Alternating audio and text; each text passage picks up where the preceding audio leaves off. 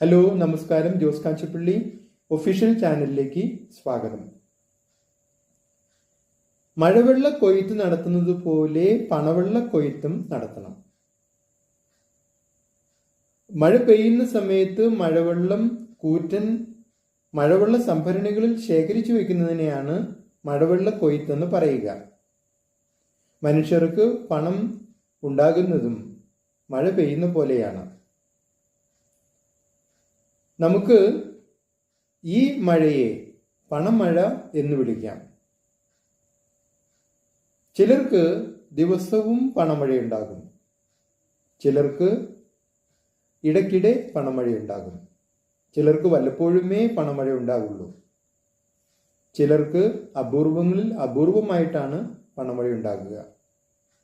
എന്തായാലും എല്ലാവർക്കും ഏതെങ്കിലും രീതിയിൽ ഒരു പണമഴ ഉണ്ടാകും. പണമഴയുടെ അളവിനും ഇതുപോലെ വ്യത്യാസങ്ങളുണ്ടാകും.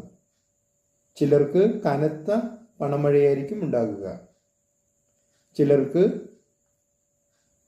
ഒരു മീഡിയം തരത്തിലുള്ള മീഡിയം ടൈപ്പ് പണമഴയായിരിക്കും ഉണ്ടാകുക,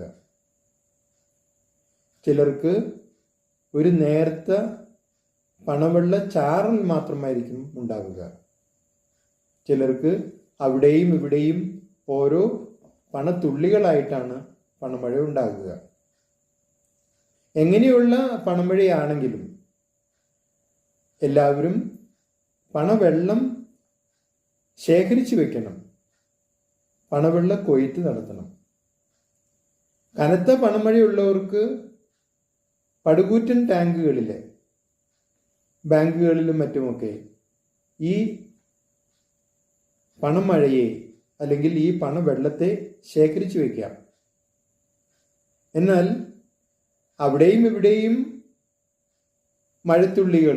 പണമഴത്തുള്ളികൾ ഉണ്ടാകുന്ന ആളുകളാണെങ്കിൽ അവർക്ക് വളരെ ചെറിയ പാത്രങ്ങളിൽ, ഒരുപക്ഷെ അവനവൻ്റെ കയ്യിലുള്ള പേഴ്സിലോ അതുപോലുള്ള സംഭരണികളിലോ ഈ പണവെള്ളം സംഭരിച്ചാൽ മതിയാകും. എന്തു തന്നെയാണെങ്കിലും പണവെള്ള കൊയ്ത്ത് എല്ലാ മനുഷ്യർക്കും അനിവാര്യമാണ്. കാരണം പണവെള്ളം വെറുതെ ഒഴുകിപ്പോകാൻ അനുവദിക്കരുത്. ഒഴുകിപ്പോകുക എന്ന് പറഞ്ഞാൽ മനുഷ്യരുടെ ആവശ്യങ്ങൾക്ക് അത് ചിലവ് ചെയ്യുന്നതിനെയാണ് ഞാൻ ഉദ്ദേശിക്കുന്നത്. പണമഴ പെയ്യുന്ന ആദ്യ നിമിഷം തന്നെ